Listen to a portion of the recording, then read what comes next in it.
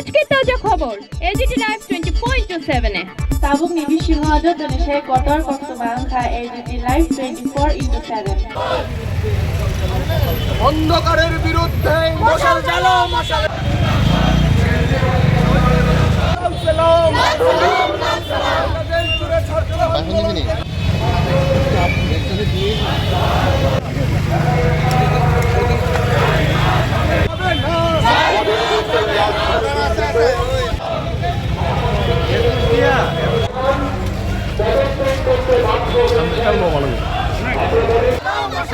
অন্ধকারের বিরুদ্ধে আমাদের দেশের ছাত্ররা লড়াই করছে এনটিএ বাতিল করবার জন্য। আমাদের দেশের শিক্ষামন্ত্রী ধর্মেন্দ্র প্রধান তাকে পদত্যাগ করবার জন্য।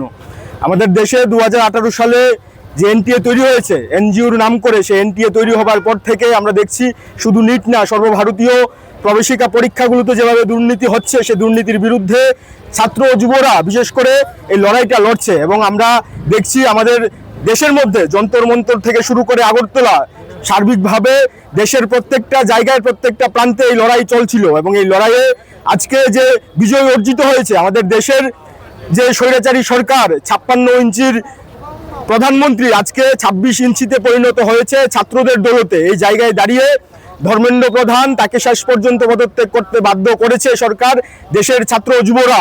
এবং আমরা আজকে এসএফআই টিএসইউ এখানে মিছিলে সম্মিলিত হয়েছি আমাদের দেশের জনগণকে অভিনন্দন জানানোর জন্য।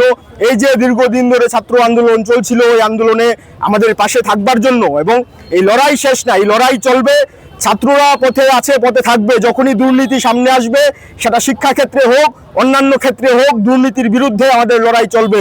এবং এই লড়াইয়ে আমরা এসএফআই টিএসইউ সর্বপ্রথম সার্বিকভাবে সবার প্রথম দাঁড়িয়ে বুক চিতিয়ে লড়াই করছি।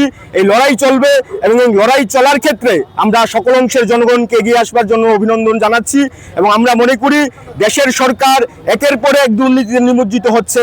এই দুর্নীতি শেষ কথা বলে না, শেষ কথা বলবে জনগণ, শেষ কথা বলবে মানুষ, শেষ কথা বলবে ছাত্র যুব জনতা।